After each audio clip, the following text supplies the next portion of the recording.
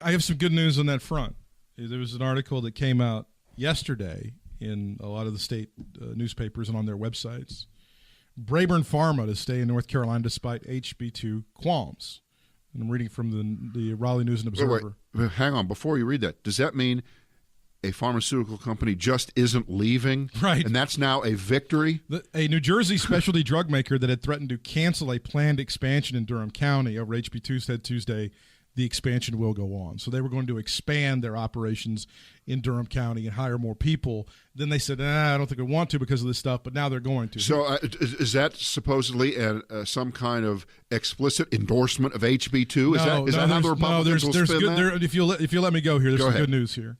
Pat McCrory, they met with him, and they said the controversy is going to be resolved by the federal authorities. But they also met with Pat McCrory's opponent, Attorney General Roy Cooper. And Roy Cooper talked to these guys and said, look, I think you guys can do more good staying here and working on this internally than by not doing your expansion. Roy Cooper didn't take the low road. He didn't. And the CEO of this company cited Roy Cooper, the Attorney General, and his words and his assurances in terms of staying and making the decision that they were making in order to expand the jobs. So Pat McCrory is a zombie governor right now. People are not even really going to negotiate. How can you listen to him? So you can't. That to me is wonderful news that he is being seen as the impotent guy that he really is. That he's just a wandering, he's a zombie vessel just right there out in the ocean, just floating around. And at some of these companies, they have a breath of fresh air, a human being with some sense in his body, a man who can speak English to you and talk to you and not use bullshit jargonistic crap that's been fed into his head by consultants. Common sense. It's a common sense thing. Our sisters and our daughters don't want to be attacked. So it's nice that in this case, and maybe there will be other companies that will go, I don't need to talk to this asshole McCrory. I'm just going to go talk to this guy Cooper because he seems to actually have a head on his shoulders. So I'm always trying to find, as you know, I'm Mr. Sunshine. I'm Mr. Brightside.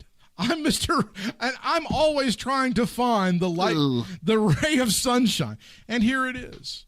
We have a guy, and God, please, if you hear any prayer that I've ever prayed, please let Roy Cooper win in November. Please let Pat McCrory go away. We'll probably still have Republican control of the legislature, as I mentioned, because they've gerrymandered the shit out of the state, and a lot of the guys who are in power don't even have opponents.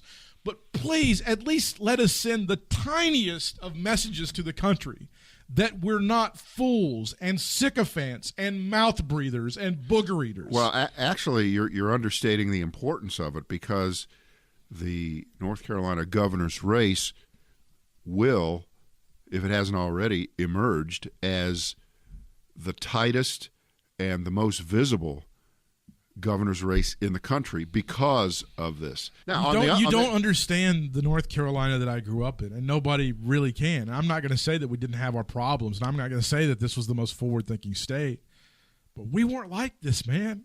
We weren't. I had a discussion with somebody else who was a native, and they're like, they all think that we were like, Mississippi was during the civil rights era, and we just pull out shotguns and just like shoot people in the back of the head and shit. And it's not like that, and I don't know how to get it back. I don't know.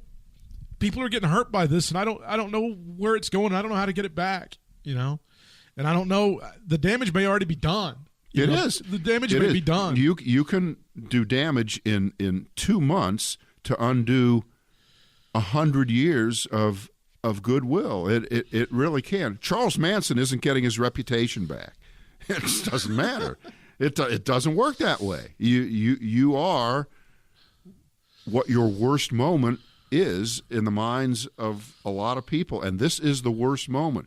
There's 50 states, and there's only one right now that makes news for this particular reason. And when you look at what even Indiana and Georgia and Tennessee and South Carolina, and by the way, South Carolina, which backed away from this kind of legislation, it's okay. They're still passing horseshit abortion crap in their They're still going with that. So don't worry. They can still, but they're not stupid enough to go with this kind of silliness over bathrooms. One of the bad guys at the WWE Raw on Monday, he starts cutting a promo on North Carolina and talking about how he'd rather be in South Carolina. And it really didn't work because everybody in the Greensboro Coliseum was like, well, he's got a point. I'd rather be in South Carolina right now, too. You can't make those jokes anymore. They're kicking our ass. Right. Nikki Haley is a much better governor than Pat McCrory. Nikki Haley, I can't even tell you what kind of a governor. She's Terry Sanford compared to what's going on with Pat McCrory. And I never liked Nikki Haley for a while. My God, in the past couple of years, you know what Nikki Haley's done? She's done stuff that was in the best interest of the people of South Carolina. She didn't listen to people who were like, well, it's heritage. Don't take our flag away from us. She didn't do that. She said, Boeing is here. We got BMW here. We got Michelin here. These people are going to start getting nervous if we keep flying this flag. How about we get rid of it? And it happened in like a week. Well, I mean, it took people getting murdered to do it, but she heard the bat. She saw the bat signal. Forget it. We're operating in our own little universal bubble of insanity. I'll just be glad when this is over. I really will. I want my state back.